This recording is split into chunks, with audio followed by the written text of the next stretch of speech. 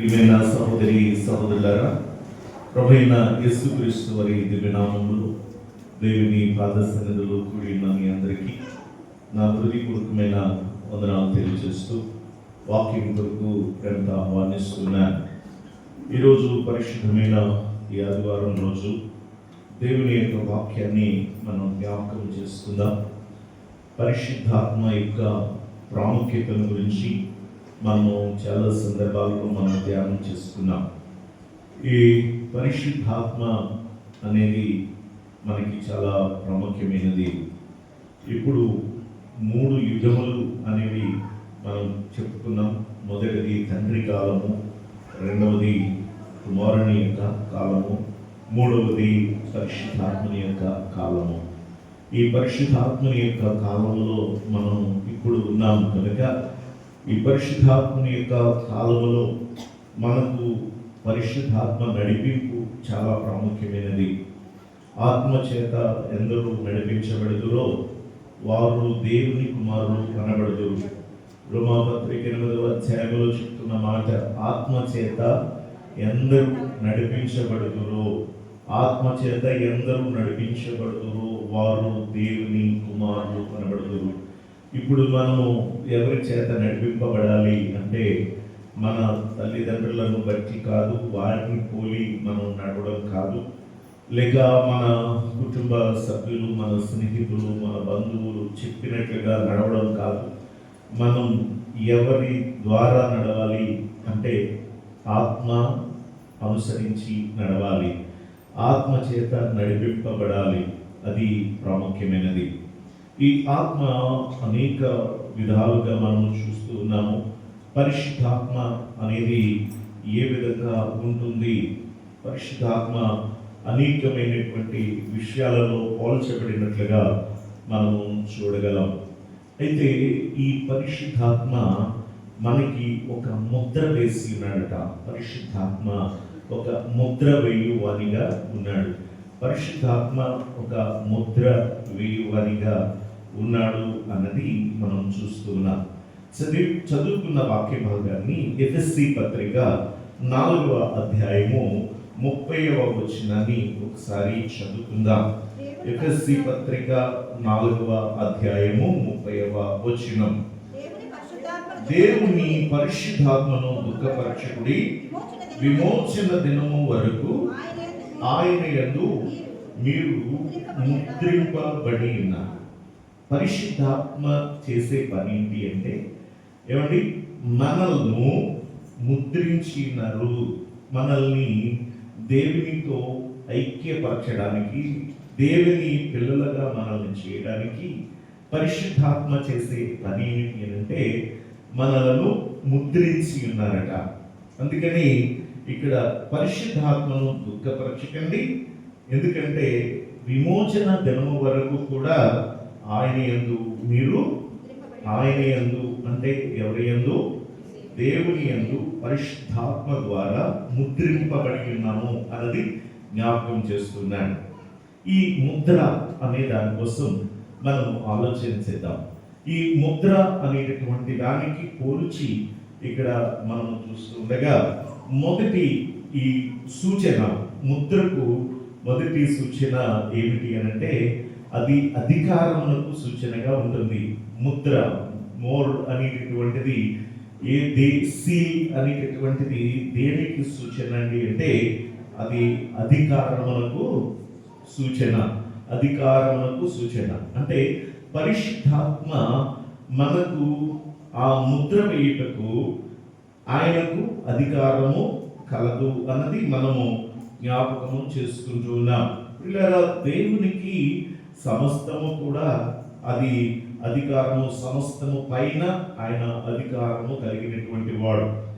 పిల్లరా, మనము అధికారం గురించి ధ్యానం చేస్తున్నప్పుడు యేసుక్రీస్తు ప్రభువారి యొక్క బోధ అధికారం గల వాని వలె ఆయన బోధించినట్లుగా మనం చూస్తూ ఉంటాం. యేసయ్య వాక్యము వింటున్నప్పుడు ఏమండి, ఆత్మ చేత ఆ వాక్యము ప్రజలు వింటూ ఉన్నప్పుడు అక్కడ ఉన్నటువంటి ప్రజలందరికీ కూడా ఏమనిపించింది అంటే ఏమండి, ఆయన అధికారము గలవాని వలె ఆయన బోధిస్తున్నట్లుగా మరి చూస్తున్నాం.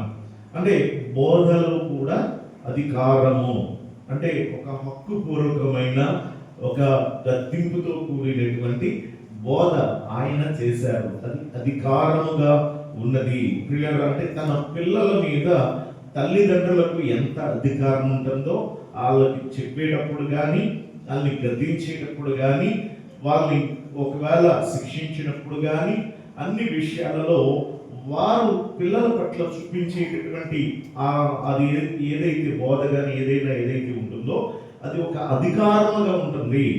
బయట వాళ్ళు ఒకవేళ మన పిల్లల మీద చేయడానికి భయపడతారు, కానీ కేవలం తల్లిదండ్రులు మాత్రమే పిల్లలకు చెప్పడానికి భయపడకుండా వాళ్ళకి చెప్తారు. కారణం ఏంటంటే వారికి తల్లిదండ్రులకు అధికారం అన్నమాట. కాబట్టి అధికారముగా ఆ ధర్మశాస్త్రాన్ని బోధించిన శాస్త్రులు ఉన్నారు, పరిచయులు ఉన్నారు.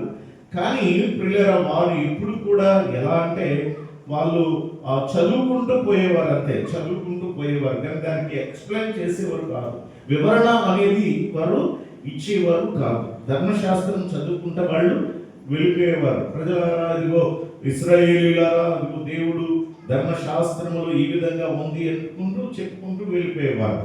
అలాగే పిల్లల సంఘాలలో కూడా ఇలాగా ఏదో వాక్యము చెప్పుకుంటూ ఉన్నది ఏదో చదివించుకుంటూ రెఫరెన్సులు చదివించుకుంటూ అలాగా కంటిన్యూ అయిపోతూ ఉన్నటువంటి ఆ పరిస్థితులు కూడా చాలా సందర్భాల్లో చాలా చోట్ల మనం చూస్తూ ఉన్నాం. యేసయ్య బోధ ఎలా ఉంటుంది అంటే అధికారము గల వాని వల్లే ఆయన బోధించినాడు. అది ఆత్మ చేత బోధింపబడుతున్నట్లుగా మనం గమనించగలం.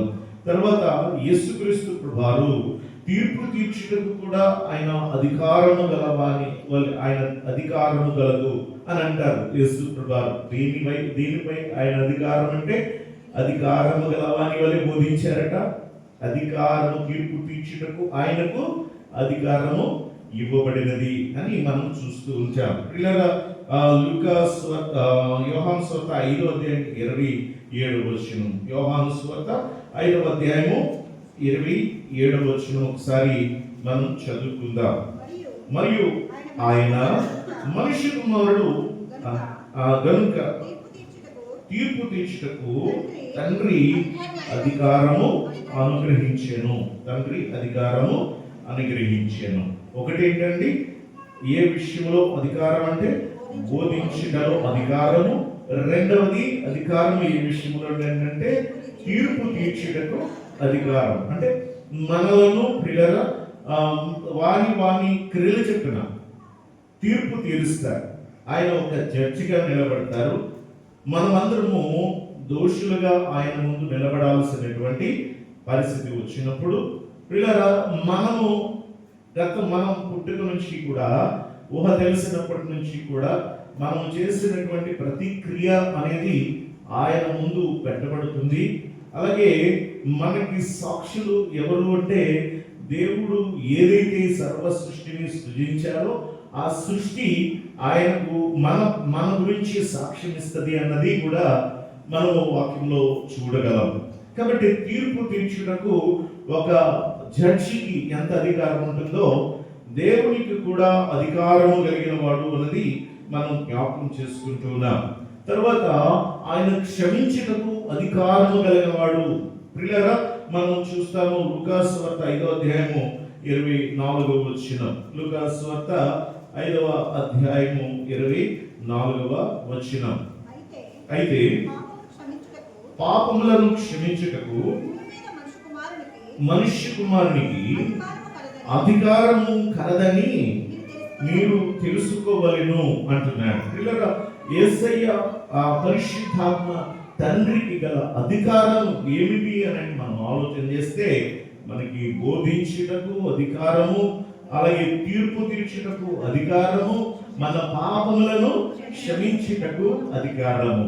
పిల్లరా మరి సాక్ష్యాలను బట్టి జడ్జి గారు తీర్పు తీరుస్తాడు. అక్కడున్న సాక్ష్యాధారాలను బట్టి జడ్జి గారు తీర్పు తీరుస్తారు. కానీ కొన్ని సందర్భాలలో పిల్లల చట్ట ప్రకారముగా మరి దోషిని క్షమించి విడుదల చేసే అధికారం కూడా కొన్ని సందర్భాలలో ఉంటుంది అనేది మనం జ్ఞాపకం చేసుకోవచ్చు. అదే రీతిగా శిక్ష అనుభవిస్తున్నటువంటి ఖైదీలకు మరి స్వాతంత్ర దినోత్సవం నాడు కూడా మరి కొందరిని వారి ప్రవర్తనను చూసి విడుదల చేస్తూ ఉండే పరిస్థితులు కూడా చూస్తాం. ఇటువంటి అధికారాలు అనేటటువంటివి మనం చూడగలం. ప్రియులారా, ఇప్పుడు ఈ యొక్క ముద్ర అనేది దేనికి సూచనగా ఉంది అని అంటే అది అధికారములకు సూచనగా ఉంది. రెండవ విషయము, ఇది దేనికి సూచనగా ఉంది ఈ ముద్ర అంటే ఇది భద్రతకు సూచనగా ఉంది. చెప్పండి, దేనికండి? భద్రతకు సూచనగా ఉంది. ఒకటి, ఇది అధికారమునకు సూచన. ఏమండి, అధికారులైనటువంటి వారు ఏదైనా ఒక కంపెనీ ఉంది అనుకుందాం, లేదా ఒక షాప్ ఉంది అనుకుందాం, ఒక ఏదైనా చిన్న ఇండస్ట్రీస్ ఉన్నట్లయితే వాళ్ళు ఫ్రాడ్ జరిగింది అనుకోండి, అప్పుడు ఏం చేస్తారు అంటే వాళ్ళు చేసినటువంటి తప్పును బట్టి వాళ్ళు వెంటనే ఈ యొక్క ఆ కంపెనీకి కానీ దేనికైనా షాప్కైనా ఏం చేస్తారు, దాన్ని సీజ్ చేస్తారు. దాన్ని సీజ్ చేసి అక్కడ ఏం చేస్తారంటే మనం చూస్తూ ఉంటాం, ఆ తాళం కప్పకి ఒక మైనం లాగా పెట్టేసి దాని మీద ఒక ముద్ర వేస్తాడు అన్నమాట. ఆ ముద్ర వేసినప్పుడు దాని అర్థం ఏంటి అంటే ఆ ముద్ర మరలా తిరిగి ఎవరైతే ఏ ప్రభుత్వం అయితే వేసిందో ఆ అధికారులు తిరిగి మరలా దాన్ని ఓపెన్ చేసే వరకు మరొకడు ఎవరు కూడా ఓపెన్ చేయడానికి వీల్లేదు. అలా చేస్తే కనుక ఎవరు ఓపెన్ చేస్తారో వాళ్ళు శిక్షార్హులు. కాబట్టి అక్కడ సీల్ వేసేయడం అనేది, అక్కడ బంధింపబడడం, దానికి సీల్ వేయడం అనేది అధికారము కలిగినటువంటి గొప్పవారు. పిల్లలు అదే రీతిగా యేసుక్రీస్తు ప్రభువారు కూడా ఆయనను సిలువ వేసినప్పుడు అక్కడ ఆయనను సమాధికి ఆ యొక్క బొండము బిగించి, అలాగే అక్కడ మరి ఆ ఇనుప సంఖ్యలను కూడా అక్కడ పెట్టి అక్కడ కూడా గవర్నర్ యొక్క సీల్ వేసి అధికారాన్ని వాళ్ళు పొందుకున్నట్లుగా మనము చూడగలుగుతున్నాం. అయితే ప్రియులారా, ఇక్కడ మనకి దేనికి ఈ సీల్ అంటే భద్రతకు సీల్. ఇది సూచన గుర్తుపెట్టుకోండి. అంటే ఏమిటి అని మనం ఆలోచన చేస్తే, విశ్వాసులైనటువంటి మనము దేవుని పిల్లలము అని మనకంటూ ఒక గుర్తింపు అనేది వస్తుంది. అర్థం చేసుకుంటున్నారా? నా మాట జాగ్రత్తగా వినండి. ఇప్పుడు మనం దేవుని బిడ్డలము అని చెప్పడానికి ఒక గుర్తు అనేది మనకి చాలా ప్రాముఖ్యమైనది. ఆ గుర్తు అనేది మనకి కొన్నిసార్లు తెలియదు. ఏమండి, దేవుడు నమ్ముకున్నావా? నమ్ముకున్నాను. రక్షణ పొందుకున్నావా? పొందుకున్నాను. ఎప్పటి నుంచి? నా చిన్నప్పటి నుంచి. లేక మధ్యలో జ్వరం వచ్చింది, జబ్బు వచ్చింది, దేవుడు బాగు చేశాడు, అప్పటి నుంచి నమ్ముకున్నాను. లేకపోతే వాక్యం విని మార్పు చెందాను, నమ్ముకున్నాను. ఇలా మనం చెప్తూ ఉంటాం. అయితే నీకు రక్షణ వచ్చేసినట్టేనా, నీకు పరలోకం వచ్చేసినట్టేనా అంటే వచ్చేసినట్టే అని మనమైతే అనుకుంటాం. కానీ ప్రియులారా, మనము నిజంగా రక్షింపబడ్డామా, మనము నిజంగా దేవుని పిల్లలమా, మనం ఎవరిని అనే దానికి ఒక గుర్తు ఎవరు వేస్తారు అంటే పరిశుద్ధాత్మ మాత్రమే ఆ గుర్తు వేయడానికి అధికారము ఉన్నది. ఎందుకనంటే ప్రియులారా, బైబిల్లో మనము చూడగలం. ప్రియ దేవుని బిడ్డలారా, మనము ప్రకటన గ్రంథం 7వ అధ్యాయము 3వ వచనాన్ని ఒకసారి చదువుకుందాం. ప్రకటన గ్రంథము 7వ అధ్యాయము 3వ వచనాన్ని ఒకసారి చదవండి దయచేసి. ఈ దూత, మేము మా దేవుని దాసులను వారి నొసలయందు ముద్రించు వరకు భూమికైనను సముద్రమునకైనను చెట్లకైనను హాని చేయవద్దని బిగ్గరగా చెప్పెను. మా దేవుని దాసులను వారి నొసలయందు ముద్రించు వరకు, మా దేవుని దాసులను వారి యొక్క నొసలయందు ముద్రిస్తారట. ఎవరు ముద్రిస్తారు? పరిశుద్ధాత్మ ముద్రిస్తారు. రెండవ విషయాన్ని మనం అక్కడ గమనిస్తున్నట్లయితే 9వ అధ్యాయంలోనికి వస్తున్నప్పుడు ప్రకటన గ్రంథము 9వ అధ్యాయంలో ముద్ర ఎంత ప్రాముఖ్యమో మనకి జ్ఞాపకం చేస్తుంది. అమ్మా, మీకు ఒకవేళ ఏ అధికారి అయినా సరే, ఏదైనా సరే మీరు ప్రభుత్వం ద్వారా ఏదైనా సరే పొందుకోవాలి అని అంటే ఆ దేనికైతే కేటాయించారో ఆ అధికారి సంతకము ఉండాలి. ఖచ్చితంగా పై అధికారి సంతకము ఉండాలి. ఒక్క సంతకమే కాదు, ఆ యొక్క స్టాంప్ కూడా కావాలి. మీరు లోన్ కోసం వెళ్ళారు, లోన్ ఇచ్చేస్తారా? ఎవరు పడితే వాళ్ళు ఇవ్వడానికి అధికారం ఉందా? లేదు కదా. వాళ్ళు ఏం చేస్తారంటే మీ ప్రొఫైల్ అంతా చూస్తారు. అదంతా చూసిన తర్వాత మీకు ఇవ్వాలా లేదా అని డిసైడ్ చేసి ఎంక్వైరీలు చేసుకొని అప్పుడు ఏం చేస్తారంటే అన్ని మీ సంతకాలు తీసుకుంటారు. తీసుకున్న తర్వాత అంతా అయిపోయింది, మీకు డబ్బులు వచ్చేస్తాయి, వెళ్ళిపోండి అని అంటారా? అంటారు కదా. లాస్ట్ అండ్ ఫైనల్ గా ఒక ఆయన మాత్రం సిగ్నేచర్ చేయాలి. ఆ గ్రీన్ ఇంక్ తో ఆ అధికారి సిగ్నేచర్ చేయకపోతే ఏమండి, ఆ అధికారి, ఆ బ్యాంక్ మేనేజర్ ఆయన కనుక సిగ్నేచర్ చేయకపోతే అంతవరకు చేసినవి ఏది కూడా చెల్లవు. అంటే మనకి ఫైనల్ గా అది ఏ లోన్ అవ్వచ్చు, లేకపోతే ఏదైనా అవ్వచ్చు ప్రియులారా, ప్రభుత్వం ద్వారా మనం ఏమి పొందుకోవాల్సిందైనా ఉంటే దానికి ఆ యొక్క సిగ్నేచర్ అండ్ మోర్ అనేది ఎంతో ఇంపార్టెంట్. ఇక్కడ కూడా ప్రియులారా ఇది చాలా ప్రాముఖ్యమైన విషయం. ఇది 9వ అధ్యాయం అంతా కూడా చాలా ప్రాముఖ్యం. ఎందుకంటే ఇక్కడ దేవుని యొక్క భక్తుడు, పరిశుద్ధుడై ఉన్నటువంటి యోహాను గారు దర్శనములు చూస్తున్నాడు. పద్మాసు దీపంలో పరవాసి అయ్యాడు. పద్మాసు దీపము అంటే అది ఎవరు ఉండని స్థలం అన్నమాట. అంటే మనకి మీరు గుర్తుపెట్టుకోండి, అందరికి జాగ్రత్తగా వినండి, జాగ్రత్తగా. మన ఇండియాలో జైళ్ళు ఉన్నాయి కదా, చిన్న చిన్న జైల్స్ ఉంటాయి. ఈ చిన్న చిన్న జైల్స్ కానీ సెంట్రల్ జైలు ఎక్కడ ఉంటుంది కదా, మన రాజమండ్రి ఉంటుంది, తర్వాత విశాఖపట్నం ఉంటుంది, విజయవాడ, ఇంకా అంటే మెయిన్ సిటీస్ లో కొన్ని చోట్ల మాత్రమే ఆ యొక్క సెంట్రల్ జైలు ఉంటుంది. మిగిలిన జైల్స్ మాత్రం ఆ లోకల్ గా ఉన్న స్టేషన్స్ ఏవైతే ఉన్నాయో ఆ పోలీస్ స్టేషన్ లో చిన్న చిన్న జైల్స్ ఉంటాయి, అందులో వేస్తారు. తర్వాత ఇక తీర్పు తీర్చిన తర్వాత ఇన్ని సంవత్సరాలు శిక్షను వేసిన తర్వాత సెంట్రల్ జైలుకి పంపించేస్తారు. ఏమండి, మరీ కఠినమైనటువంటి కేసులు ఉన్నాయనుకోండి, అది తెలంగాణ అయితే చంచల్గూడకి వేసేస్తూ ఉంటారు. ఏమండి, ఇంకా రకరకాలుగా మనం చూడగలం. మరి ఇండియా అంతటికి భయంకరమైనటువంటి పాపాలు చేసినటువంటి, అంటే చాలా క్రైమ్ చేసినటువంటి వాళ్ళని ఎక్కడికి పంపిస్తారు అంటే అండమాన్ నికోబార్ దీవులకి పంపించేస్తారు. అండమాన్ నికోబార్ దీవుల్లో ఉన్నటువంటి భయంకరమైనటువంటి జైల్స్ అన్నమాట. అవి ఎలా ఉంటాయంటే ఒకే ఒక్క గది, ఆ గది అంతా చీకటితో నింపబడి ఉంటుంది, పక్కోడితో సంబంధం ఉండదు, అంత భయంకరమైన. ఇవి కఠినమైనటువంటి ఈ జైల్స్ ఎలాగైతే ఇండియా అంతటికి అతి భయంకరమైన కిరాతకుల్ని ఆ అండమాన్ దీవుల్లోకి తీసుకెళ్లి ఆ జైల్లో ఎలా పడేస్తారో, ఇక్కడ పౌలు ఈ యొక్క పరిశుద్ధుడైన ఈయన్ని కూడా, యోహాను గారిని కూడా తీసుకెళ్లి అక్కడ పడేశారన్నమాట. ఇక్కడ కాదు, అండమాన్ దీవులు లేదు, ఇండియాలో అండమాన్. కానీ అంతటి భయంకరమైనది ఏసియాలో ఉన్నటువంటి ఆ యొక్క ఇజ్రాయెల్ దేశాలలో ఉన్నటువంటి ఈ యొక్క ప్రాంతం అన్నమాట. అయితే ఇక్కడ ఆయన ఒక్కడే ఉన్నాడు, మరొకరెవరు లేరు. ఆయన చేసే పని ఏమిటి అంటే దేవునితో అతను సహవాసం కలిగి ఉన్నాడు. ఆ చీకటి కొట్లో, ఆ భయంకరమైనటువంటి ప్రదేశంలో ఇక దేవునితో సహవాసం కలిగి ఉన్నాడు, ప్రార్థన చేసుకుంటున్నాడు. అతని జీవితమే ప్రార్థనా జీవితం, అతను జీవితమే ప్రేమ కలిగిన జీవితం.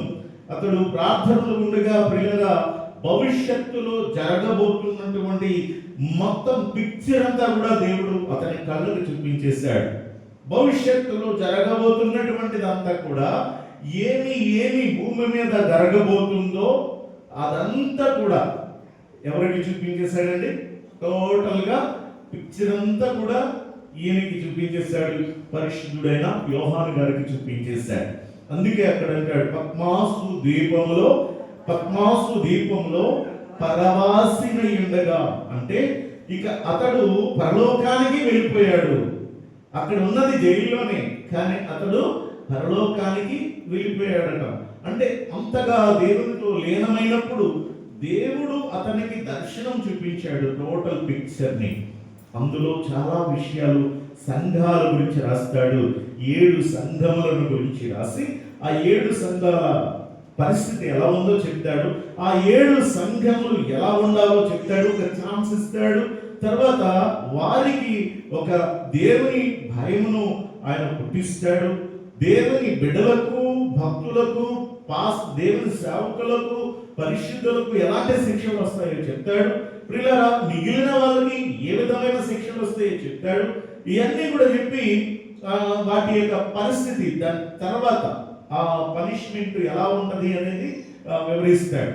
అయితే దేవుని బిడ్డలు అనుభవించిన శిక్ష, తర్వాత వాళ్ళకి కలిగేటటువంటి గొప్ప ప్రయోజనం. కానీ దేవుని నమ్మి కూడా అన్యులుగా లేక లోకస్తులుగా జీవిస్తున్నటువంటి వారికి మొదట వచ్చే ఆనందం, సుఖం, తర్వాత వచ్చే శాశ్వతమైన నాశనం, నరకం, ఇవన్నీ కూడా టోటల్ చూపించాడు. ఇందులో ఇక్కడ ఈ దేవుని బిడ్డలు అలాగే లోకస్తులు అని ఏదైతే మనం చెప్పుకుంటున్నామో, ఇక్కడ ఈ డివైడ్ చేసేటటువంటిది ఎవరు చేస్తారు అని అంటే, ఇక్కడ పరిశుద్ధాత్మ ఇక్కడ డివైడ్ చేస్తారు. ఇక్కడ గమనించండి పిల్లరా, వీరు దేవుని పిల్లలు అని చెప్పి నొసళ్ళ మీద ముద్ర వేస్తారు. దేనిని చూసి అంటే, మనము దేవుని యందు ఉన్న విశ్వాసం, మనము దేవుని ఎడల కలిగి ఉన్నటువంటి భక్తి, మనము దేవుని కొరకు పడే ప్రయాస, ఇదంతా కూడా దేవుడు చూస్తాడు. ఇహ సంబంధమైన తాత్కాలికమైన సుఖ సంతోషాలకు మనము అలవాటు పడి పిల్లరా, మనము కలిగే ఈ ప్రయోజనాలను వదులుకోలేక దేవుణ్ణి పక్కన పెడితే శాశ్వతమైనటువంటి ఆ నిత్యమైనటువంటి జీవితాన్ని పోగొట్టుకుంటాం. అందుకని ఇక్కడ దేవుని పిల్లలకు ఏం చేస్తాడు అనంటే, భద్రపరుస్తాడు, ముద్ర వేస్తాడు అన్నది మనం ఇక్కడ గ్రహిస్తూ ఉన్నాం. చూడండి, 5వ దూత బోర ఊదినప్పుడు, ఒక్కొక్క దూత బోర ఊదితే ఏం జరుగుతుందో చెప్పి, ప్రియులారా, 5వ దూత బోర ఊదినప్పుడు ఆకాశం నుండి భూమి మీద రాలిన ఓ నక్షత్రాన్ని చూశాడట. ఆకాశం నుండి భూమి మీదకు రాలిన ఓ నక్షత్రాన్ని చూస్తే ఆ నక్షత్రానికి ఒక అధికారము ఇచ్చాడు, ఒక తాళపు చెవి ఇచ్చాడు. ఆ తాళపు చెవి తీసుకొని అగాధము యొక్క తాళాన్ని తెరిచాడట. అగాధము యొక్క తాళము, అగాధము అంటే అతి భయంకరమైన చీకటి కలిగిన ప్రదేశం. ఆ అగాధములోనికి ఏం చేశాడంటే ఆ తాళము వేసి బంధించినట్లుగా చూస్తూ ఉన్నాం. ఈ ఆకాశము నుండి రాలినది ఎవరు అంటే దూత. ఈ దూత ఏం చేశారు అంటే తాళమును తెరిచారట. తెరిచిన వెంటనే అక్కడ ఆ అగాధము తెరవగా పెద్ద కొలిమిలో నుండి లేచు పొగ వంటి ఒక పొగ ఆ అగాధముల నుండి లేచెను. అగాధానికి ఏం వేశారు? డోర్స్ వేసి లాక్ వేసేసారు అగాధానికి. ఆ లాక్ తీసే అధికారం ఎవరికి? దూత అధికారం ఇచ్చారు. వచ్చారు, అగాధము తాళం తెరవగా పెద్ద కొలిమిలో నుండి ఒక పొగ వంటి పొగ బయటికి వచ్చింది. అంటే ఆ కొలిమిని, ఆ పొగను బంధించి తాళము వేయబడితే అది ఎప్పుడు తీయడానికి అంటే ఈ చివరి దినాలలో, అంత్య దినాలలో ఆ అగాధము తెరవబడడానికి దూతకు అధికారం ఇవ్వబడింది. ఈ ఎండ్ ఆఫ్ ద డే అంటే ఈ చివరి దినాలలో జరిగేటటువంటి పరిస్థితి. అలాగన ఆ దూత తాళము తెరవగా కొలిమిలో నుండి పొగ ఒకటి వచ్చింది. పొగలో నుండి ఏమొచ్చింది అని అంటే చూడండి, ఆ పొగ చేత సూర్యుని వాయుమండలంలో చీకటి కమ్మెను. ఆ పొగలో నుండి మిడతలు భూమి మీదకి వచ్చెను. ఈ మిడతలు వచ్చాయట. మిడతలు అమ్మా, మీ మీద మిడతలు ఎప్పుడైనా వాలయ్యా? మిడతలు ఎప్పుడైనా వాలయ్యా? వాలితే ఇలా వాలి ఇలా వెళ్ళిపోద్ది, ఇలా వాలి ఇలా వెళ్ళినప్పుడు వాలేసరికి ఏదో బరువు మన మీద పట్టినట్టు అనిపిస్తుంది. అది వెళ్ళేటప్పుడు కాళ్ళతో నొక్కిపెట్టి వెళ్ళినట్టు అనిపిస్తుంది. కొంచెం బరువుగా, కొంచెం భారం అనిపిస్తుంది ఆ మిడత అనేది. ఏమండి, ఈ అగాధపు కొలిమిలో నుండి వచ్చేటటువంటి మిడతలు అవి ఉన్నాయంట. అవి వచ్చినప్పుడు వాటికి ఒక బలం ఇచ్చాడట దేవుడు. ఆ బలం ఏంటి అంటే, చూడండి, వాటికి తేళ్లకు బలం ఉన్నట్టు వాటికి దేవుడు బలము ఇయ్యబడెను. ఇవి ఏం చేస్తాయి? వీటి ఆకారం ఏంటి? అందరూ కూడా జాగ్రత్తగా వినండి. ఏమొచ్చాయి? అగాధంలో నుండి అమ్మా, అగాధంలో నుండి వచ్చినది ఏంటి అంటే మిడతలు వచ్చాయి. మిడతలు మీరు చూశారు, కానీ ఈ చివరి గడియలలో, అంత్య దినాలలో ఆ దేవుడు పంపించినటువంటి మిడతలు ఏవైతే వస్తాయో అవి మామూలు మిడతలు కాదు. వాటి ఆకారాలు ఎలా ఉంటాయి అనేది చూశాడు ఈయన భక్తుడు యోహాను గారు. చూసి అవి ఎలా ఉన్నాయి అంటే, వాటి యొక్క వెంట్రుకలు ఏమండి, చూడండి 7వ వచనంలో, 9-7వ వచనంలో, మిడతల రూపములు యుద్ధమునకు సిద్ధపరిచిన గుర్రములను పోలి ఉన్నవి, బంగారము వలె మెరియు కిరీటముల వంటివి వాటి తలల మీద ఉండెను. చూడండి, జాగ్రత్తగా వినండి. అంటే ఇప్పుడు ఇంకా జరగలేదు, భవిష్యత్తులో జరుగుతుంది. ఎప్పుడైనా వస్తాయి. వచ్చినప్పుడు మీకు మాకు ముందే తెలుసు, దేవుడు ముందే చెప్పాడు ఇది ఆ విషయం అని మీరు ధైర్యంగా నిబ్బరంగా ఉండగలరు. మీకు ఆశ్చర్యం అనిపించదు, ఎందుకంటే దేవుడు ముందే చెప్పాడు, అది మీరు తెలుసుకున్నారు కాబట్టి. ఇప్పుడు మీరు పట్టించుకోలేదు, మీకు జ్ఞాపకం లేదనుకోండి, ఆ టైంలో అమ్మ బాబోయ్ ఇది మిడతేనా, ఇలా ఉందేంటి, ఎంత పెద్దదా, దీని ఒక గుర్రంలాగా ఉంది, అలాగా అనిపిస్తూ ఉంటుంది ఆశ్చర్యం. ఎందుకంటే మనకు ఇప్పుడు పట్టించుకోము కాబట్టి, తెలియదు కాబట్టి, అప్పుడు చూసేసరికి ఆశ్చర్యం. అందుకే ఇక్కడ చూడండి, గుర్రములు పోలి ఉన్నాయంట, బంగారము వలె మరియు కిరీటముల వంటివి వాటి తల మీద ఉన్నాయట, వాటి ముఖములు మనుష్యుల ముఖముల వంటివి ఉన్నాయంట. వీటి ముఖాలండి అమ్మా, మిడతల యొక్క ముఖాలు మనుష్యుల ముఖాలలాగా ఉన్నాయంట.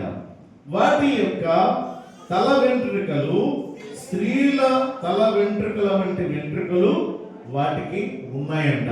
వాటి ఆకారం, రూపాలు చెప్తున్నాను. వాటి యొక్క పండ్లు సింహపు కోరల వలె ఉన్నవి, ఇనుప మైమరువుల వలె మైమరువులు వాటికి ఉండెను. అంటే వాటి యొక్క రెక్కల ధ్వని యుద్ధమునకు పరిగెత్తున్నట్టు విస్తారమైన గుర్రపు రథముల ధ్వని వలె ఉండెను వాటి ధ్వని. మీరు పల్లెటూరులోకి వెళ్ళి పడుకున్నప్పుడు, సైలెంట్గా ఉన్నప్పుడు సౌండ్ వస్తాయి మని, ఆ సౌండ్లు ఈ మిడతల యొక్క సౌండ్లే. కానీ ఈ యుద్ధమునకు సిద్ధపరచబడినటువంటి గుర్రాలను పోలి ఉన్నటువంటివి ఏవైతే ఈ మిడతలు ఉన్నాయో వీటి యొక్క ధ్వని అది విస్తారమైన గుర్రపు రథముల ధ్వని వలె ఉన్నాయంట. తర్వాత తేళ్ల తోకల వంటి తోకలు, కొండ్లు వాటికి ఉన్నాయంట.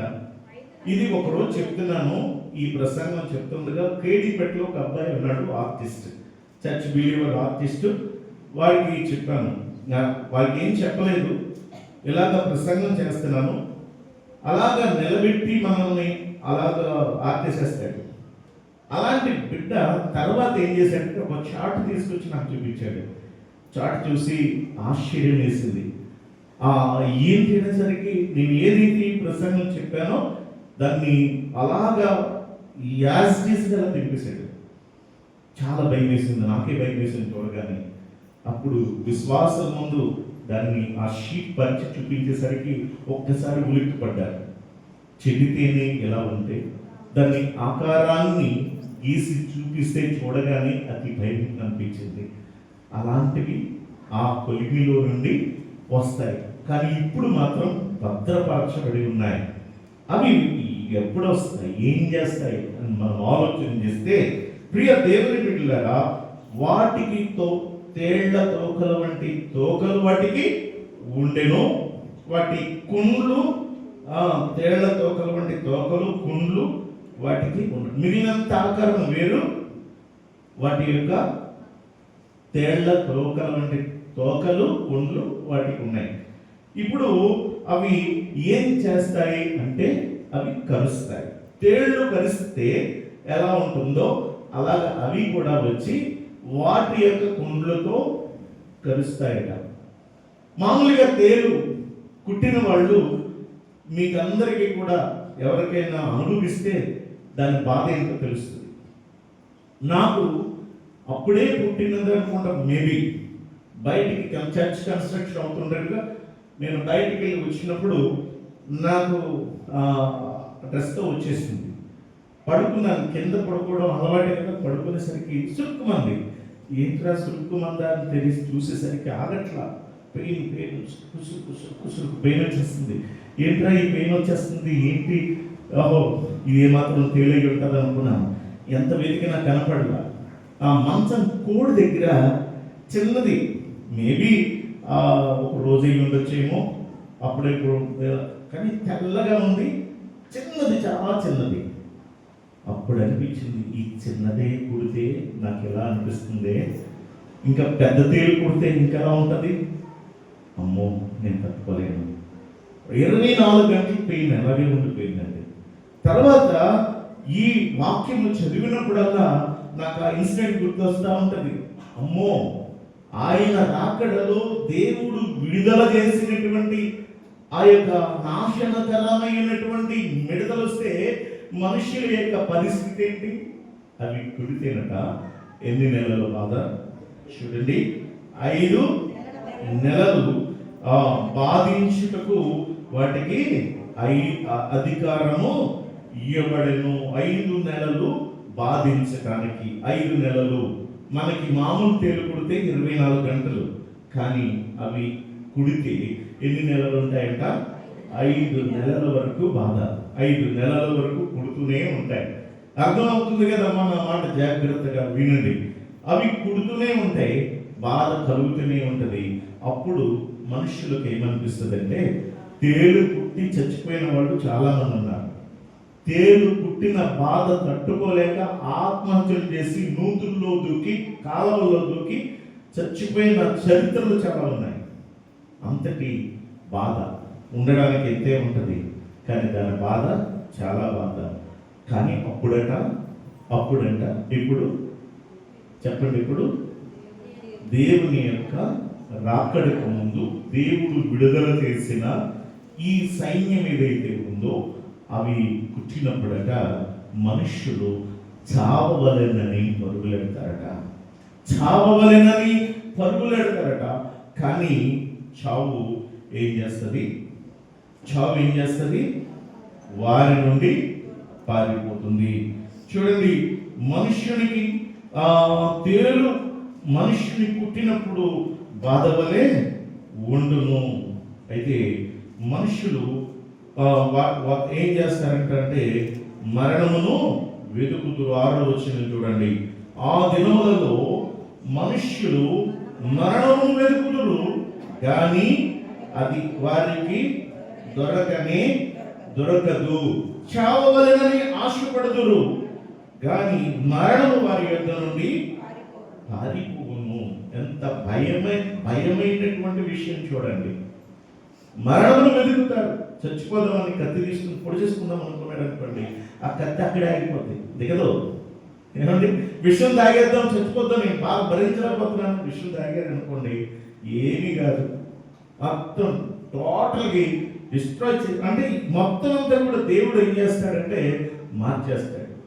ఎందుకు అంటే చెప్పిన మాట వినలేదు, దేవుడిని పట్టించుకోలేదు, దేవునికి లెక్క చేయటం లేదు. మన ఇష్టానుసారం మనసుకి ఏం చూస్తే అది చేసేస్తూ చివరికి ఆ టైంలో మనం దేవుని బతులాడుకొని దేవుని పట్టించుకుంటే ఆయన మనల్ని పట్టించుకోడు. అయితే ఇది ఎవరిని కొడుతుంది, ఈ బాధ ఎవరికి వస్తుంది, అది ప్రాముఖ్యం. దానిని మనం ఇక్కడ క్లియర్గా చెప్తున్నాడు దేవుని బిడ్డలారా. 4వ వచనం, 9వ అధ్యాయము 4వ వచనం ఒకసారి చదవండి. మరియు నొసలయందు దేవుని ముద్ర లేని మనుష్యులకే తప్ప భూమి మీద ఉన్న గడ్డికైనను ఏ మొక్కలకైనను మరి ఏ వృక్షములకైనను హాని కలుగా చేయకూడదని వాటికి ఆజ్ఞ ఇయ్యబడిన. దేవునికి మహిమ కలుగును గాక. ఇప్పుడు ఈ మిడతల సైన్యానికి, దేవుడు పంపించే ఈ మిడతల సైన్యానికి ఒక అధికారం ఇచ్చాడట. ఆ అధికారం ఇచ్చేటప్పుడు వాటికి ఒక హెచ్చరిక కూడా చేశాడట. ఏమిటి ఆ హెచ్చరిక అంటే, ఎవరికి భూమి మీద గడ్డికైనా సరే, అది భూమి మీద ఉన్న ఏ మొక్కలకైనా సరే, వృక్షానికైనా సరే హాని మాత్రం చేయకూడదు, హాని మాత్రం చేయకూడదు. మరి ఎవరికి అది హాని చేయుటకు అధికారం ఇవ్వబడింది అంటే, దేవుని ముద్ర మనుష్యుల మీద లేని వారికి. ఇప్పుడు మనం గమనించాలి, ఈ దేవుని యొక్క దూతలకు కానీ, దేవుడు ఏర్పాటు చేసుకున్న సైన్యానికి కానీ, దేవునికి ప్రియులారా ఏం తెలుస్తుంది? మనలో నుండి ఏం తెలుస్తుంది? మిగిలిన వాటన్నిటికీ ఏం తెలుస్తుంది? ఒక గుర్తు ఉంటుంది కదా, ఆ గుర్తు దేవుడు వేసిన స్టేట్, దేవుడు వేయాలి స్టేట్, అది వారికే కనిపిస్తుంది. మీరు చూడండి, మనము పాత నిబంధన గ్రంథంలో ఐగుప్తు అనే ఆ దేశంలో ఇశ్రాయేలీయులను విడిపించడానికి మోషే అహరోను వెళ్ళారు. చాలా బాధలు పడ్డారు. అద్భుతాలు అక్కడ చేశాడు దేవుడు. ఒకటి తర్వాత ఒకటి చేశాడు. లాస్ట్ అద్భుతం ఒకటి జరిగింది. అదేంటి అంటే పస్కా. ప్రతి ఇంటికి కూడా, ప్రతి యొక్క ఇంటిలో గొర్రె పిల్లను వధించాలి, గొర్రెను వధించాలి. దాని యొక్క రక్తమును తీసుకొని హిస్సోపుతో ఏం చేయాలంటే, ప్రతి ఒక్క ఇశ్రాయేలీయులు అవ్వచ్చు, ఎవరైనా అవ్వచ్చు, వారి ఇంటి ద్వారబంధపు కమ్మి మీద ఆ రక్తపు గుర్తును రాయాలి. రక్తపు గుర్తు రాయాలి. ఆ రక్తపు గుర్తు కనుక రాయకపోతే జరిగేది ఏంటి? ఆ రాత్రి నాశనపు పాత్రుడు వస్తాడు. ఆ రాత్రి వచ్చి సంహార దూత వస్తాడు. సంహార దూతను దేవుడు ఇచ్చినటువంటి ఒక ఆజ్ఞ ఇచ్చి పంపించాడు. ఏమిటి అని అంటే, ఏ ఇంటి మీదైతే ద్వారబంధపు కమ్మెల మీద ఈ గొర్రె పిల్ల యొక్క రక్తము కనబడదో, ఆ గుర్తు కనబడదో, ఆ ఇంటిలోనికి వెళ్ళి తొలిచూలుగా పుట్టినటువంటి, అది పశువైనా, పక్షి అయినా, మనిషి అయినా, ఆ ఇంటిలో ఏదైనా తొలిచూలుగా పుట్టినది సంహరింపబడుతుంది. ఒకవేళ ఆ ఇంటిలోనికి ద్వారబంధపు కమ్మి మీద రక్తపు గుర్తు కనుక ఉంటే ఆ ఇల్లు, ఆ ఇంటిలో ఉన్నవారు సేఫ్, వాళ్ళు ఏమీ కాదు వాడికి. ఇప్పుడు ఈ అనౌన్స్మెంట్ చేశారు. ఆయన ఎవరండి? మోషే గారు చేశారు, అనౌన్స్మెంట్ చేశారు. ఓ ప్రజలరా, ఇశ్రాయేలీయులారా, ఇదిగో దేవుడు చేయబోతున్న ఒక అద్భుతం, మనల్ని విడిపింపబోతున్నాడు దేవుడు. మనకి ఇక విడుదల సమయం దగ్గరికి వచ్చింది. కాబట్టి ఇదిగో ప్రతి ఇంటిలో కూడా గొర్రెను వధించండి, దాని రక్తాన్ని తీసుకోండి, ద్వారా బంధపు కమ్మెల మీద రాయండి. ఈ యొక్క నాశనం చేయడానికి సంహారదూత వస్తాడు. ఏ ద్వారబంధపు కమ్మ మీద అయితే రక్తపు గుర్తు ఉండదో అక్కడ తొలిచూలుగా పుట్టినది సంహరింపబడుతుంది. అనౌన్స్మెంట్ అయింది, ప్రకటింపబడింది. దేవుని బిడ్డలారా, ప్రతి ఆదివారం అవ్వచ్చు, లేక మనం వాక్యం చదువుతున్నప్పుడు అవ్వచ్చు, లేక దేవుడు మనకి ఎప్పుడు హెచ్చరిస్తూనే వస్తున్నాడు. ప్రకటింపబడుతూనే ఉంది. మోషే ప్రకటించాడు. పిల్లరా, నాటి నుండి నేటి వరకు, నేడే కాదు భూమి అంతమయ్యే వరకు ప్రకటింపబడుతూనే ఉండొచ్చేమో, కానీ లెక్క చేయకపోతే, పట్టింపు లేకపోతే ఏమిటి మన యొక్క పరిస్థితి? ఆలోచన చేయాలా? గమనించండి, ఇశ్రాయేలు ప్రజలలో అందరూ కూడా వారు తమ ఇంటికి గొర్రెలను వధించారు, రక్తాన్ని తీసుకున్నారు, ద్వారబంధపు కమల మీద రాశారు. కొంతమంది మూర్ఖులు ఉంటారుగా, కొంతమంది మూర్ఖులు ఉంటారు. వాళ్ళు ఏం చేస్తారంటే, మోషే చెప్పే మాట మనం ఇప్పుడు దాకా విన్నాం, ఇన్ని అద్భుతాలు జరిగి మనకి విడుదల వచ్చిందా? ఒకటి తర్వాత ఒకటి ఎన్ని చేశాడు, ఇన్ని చేసినా కూడా ఇంకా విడుదల రాదు, ఇది కూడా చేసేస్తే వచ్చేస్తుందా? పట్టించుకోవద్దు, చేయాల్సిన అవసరం లేదు, లెక్క చేయాల్సిన అవసరం లేదు అని కనుక ఒకవేళ పట్టించుకోకుండా ఏ ఇశ్రాయేలీయుడైనా ఉంటే పిల్లరా, ఆ ఇంటిలోనికి సంహార దూత వెళ్ళి సంహరించడం జరుగుతుంది. అంటే ఒక్కసారి వినండి జాగ్రత్తగా, మనం వాక్యానికి భయపడాలి, దేవునికి భయపడాలి. మనము అనుకున్నప్పుడు జరగట్లేదు అనుకోండి, ఇంకా జరగదు అని అనుకోకూడదు. ఎప్పుడు ఏం చేస్తాడో, ఎలా చేస్తాడో తెలియదు. మన మరణం వరకు ఆయనకు భయపడి జీవించాలా, ఆయనకు లోబడి మనం జీవించాలా. జాగ్రత్తగా వినండి, ఇశ్రాయేలీయుల రక్షణకు గుర్తు ఏదండి అంటే గొర్రెపిల్ల యొక్క రక్తం. ఇశ్రాయేలీయుల రక్షణకు గుర్తు. ప్రతి ఇంటికి ఎవరు వింటాడో వాడి ఇంటికి ఆ రక్తపు గుర్తు వేస్తున్నారు.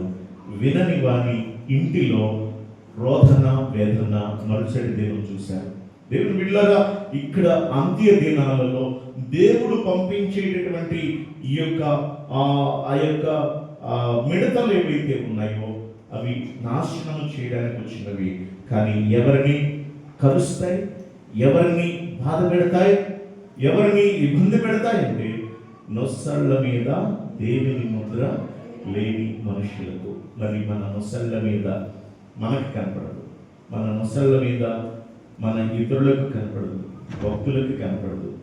కనిపెట్టేది దేవుని యొక్క పరిశుద్ధాత్మ. ఆయన ముద్రిస్తాడు.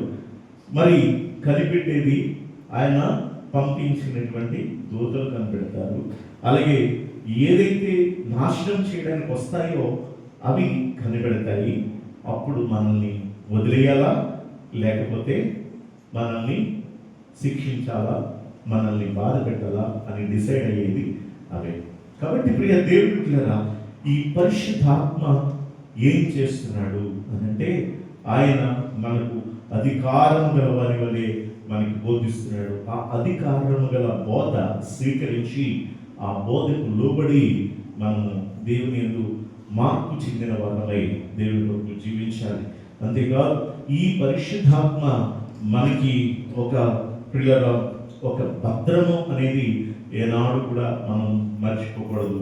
మనం దేవుని పిల్లలు వీళ్ళని ముట్టుకోవద్దు అని నాశనం నుండి మనల్ని ఏం చేస్తున్నాడు? పరిశుద్ధాత్మ మనల్ని భద్రపరుస్తున్నాడు, నాశనం నుండి మనల్ని భద్రపరుస్తున్నాడు. కాబట్టి పిల్లల మనము దేవునికి లోబడి, దేవునికి భయపడి, దేవుని విశ్వాసం జీవించుదాం. ఎఫెసీ 1:13 మనం చదువుకుందాం. ఎఫెసీ పత్రిక 1వ అధ్యాయము 13వ వచనం.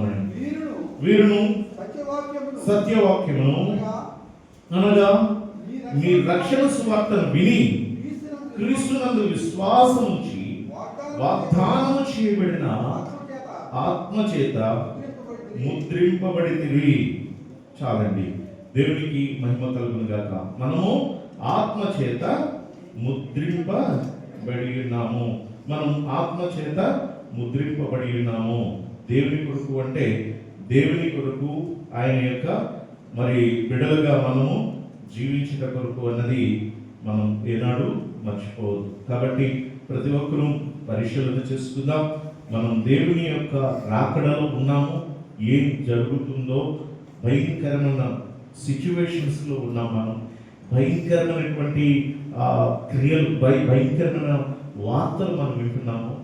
మనుషుల యొక్క మైండ్ సెట్ బాగోలేదు, మనుషుల యొక్క పరిస్థితులు బాగోలేదు. అసలు ఏం జరుగుతుందో తెలియదు, ఏమవుతుందో తెలియదు.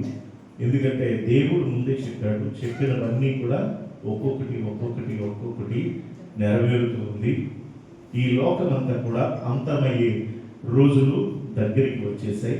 కాబట్టి మనం ఏం చేయాలండి అంటే దేవుని ఆత్మ చేత మన నొసలయందు మనము దేవుని పిల్లలుగా గుర్తింపు పొందాలి. అలా పొందాలి అని అంటే సత్యమును అనుసరించి జీవించాలి. దేవుని వాక్యానికి మనము లోబడి జీవించాలి. ఆయనకు భయపడి జీవించాలి. ఆయన వాక్యానుసారంగా మనము నడుచుకోవాలి. నిత్యము ఆయన సన్నిధిలో ఉండాలి. నిత్యము ఆయన యందు విశ్వాసంతో బ్రతకాలి. నిత్యము కూడా ఆయనకి ఇష్టమైనటువంటి పని ఏదో అది తెలుసుకొని ఆయన అడుగుజాడలు జీవించాలని ఈ మాటలు తెలియజేస్తూ ముగిస్తున్నాను. ప్రార్థన చేసుకుందాం. తల్లి వంచండి, కళ్ళు మూసుకునండి. ప్రార్థనలో ఏకీభవించండి. 10 నిమిషాలు ప్రార్థనలో ఏకీభవించండి. మనల్ని మరణములో నుండి జీవములోనికి మనల్ని దాటించుకున్నాడు ప్రభువా. నా మాట విని నన్ను పంపిన వాని యందు విశ్వాసం ఉంచేవాడు నిత్య జీవం గలవాడు. వాడు తీర్పులోనికి రాక మరణంలో నుండి జీవంలోనికి దాటి ఉన్నాడు అని ప్రభు వాక్యం సెలవిస్తూ ఉంది. యేసయ్య చెప్తూ ఉన్నారు, మనం ఎప్పుడైతే విశ్వసించామో, ఎప్పుడైతే ఆయనే నా రక్షకుడు, నా విమోచకుడు అని మనం విశ్వసించి ప్రభువులో జీవిస్తున్నామో, ఆయనకు భయపడి ఎప్పుడైతే మనం నడుస్తామో, ప్రియ దేవుని బిడ్డలారా, మనకు ముద్ర వేస్తాడు ఆయన. ఏ శోధన, ఏ భయంకరమైనటువంటి ఆ నాశన పాత్రలు వచ్చినా కూడా మనల్ని ఏమి చేయలేరు. ఎందుకంటే ఆత్మ మనకి తోడుగా ఉన్నారు.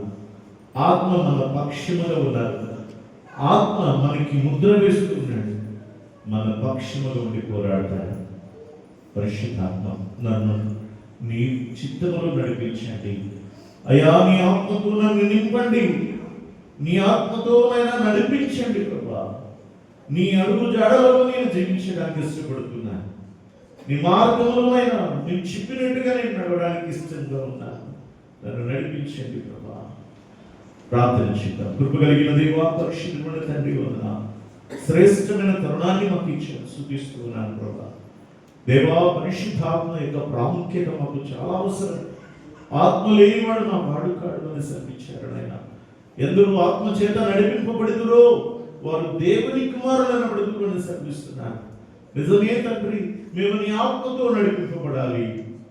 మనుషులు చెప్పినట్టుగా కాదు నాయనా. మా యొక్క స్నేహితులు వాళ్ళ మాటలు వింటే మేము నశించిపోతాం, కానీ నీవు చెప్పినట్టుగా వింటే మేము బాగుపడతాం.